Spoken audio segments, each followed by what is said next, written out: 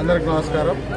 ఈరోజు శ్రీరంగపూర్ మండల కేంద్రంలో శ్రీ రంగనాయక స్వామి బ్రహ్మోత్సవాల్లో భాగంగా ఉన్నప్పటికీ రాజవంశస్థులు ప్రతి సంవత్సరం రథోత్సవంలో నేను పాల్గొని నాతో పాటు మా ముఖ్య నాయకులందరూ శ్రీరంగపూర్ మండల నాయకులు ఉన్నప్పటి మండల నాయకులు అందరూ పాల్గొన్నారు. వాళ్ళందరితో పాటు శ్రీరంగపూర్ హెడ్ క్వార్టర్ కానీ శ్రీరంగపూర్ మండలం కానీ పెద్దేరు మండలం కానీ వనపర్తి నియోజకవర్గం కొల్లాపూర్ నియోజకవర్గానికి సంబంధించిన చాలామంది భక్తులు వచ్చిన్నారు. వాళ్ళందరి సమక్షంలో ఇప్పుడే రథోత్సవం రథం లాగడం జరిగింది. రథం ముందుకు వచ్చింది జరిగింది. వాళ్ళందరికీ ఈ రంగనాయక స్వామి ఆశీస్సులు ఉండాలని శ్రీరంగపూర్తో పాటు వనపర్తి నియోజకవర్గం తెలంగాణ రాష్ట్రంలో అందరికీ ప్రజలందరికీ రంగనాయక స్వామి ఆశీస్సులు ఉండాలని మనస్ఫూర్తిగా.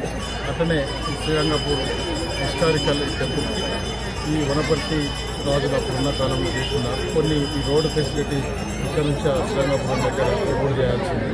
అక్కడ ఒక గెస్ట్ హౌస్ ఉంది, అది వాడవాళ్ళకి ఉంది, అది కూడా కంప్లీట్ చేయాల్సింది. మొన్ననే గౌరవ జూపల్లి కృష్ణరావు గారి దగ్గర 1.5 crore 1,50,00,000తో ఇక్కడ మినీ ట్యాంక్ బండ్ కాన్సెప్ట్లో కొన్ని మార్పులు ఒక బోటింగ్ సిస్టమ్ దానికోసం ట్యాంక్ తెప్పించున్నాం. సీఎం గారికి నేను ఎదురు పెట్టాను. ఇక్కడ చాలా చరిత్ర గల టూరిజం డెవలప్మెంట్ చేయాల్సిన అవసరం మినిమం 10 కోట్లు కావాలని నేను రిక్వెస్ట్ చేస్తున్నాను సీఎం గారు.